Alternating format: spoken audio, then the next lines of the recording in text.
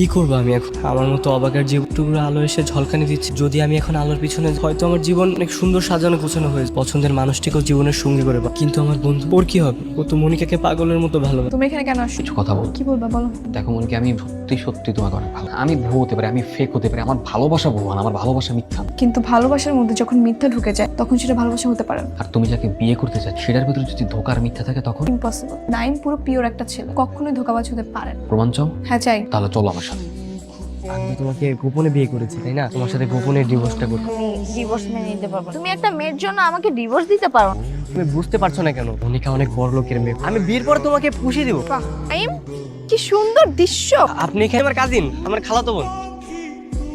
ধোকাবাজ, মিথ্যাবাদী। আমি ভেবেছিলাম আর যাই হোক তোমার মতো কোনো পিওর মানুষ হয় না, আর এখন দেখ সরিষার মধ্যেই ভূত। অর্ণব, তুমি আঙ্কেলকে বলো 1 তারিখে আমাদের বিয়ে হবে।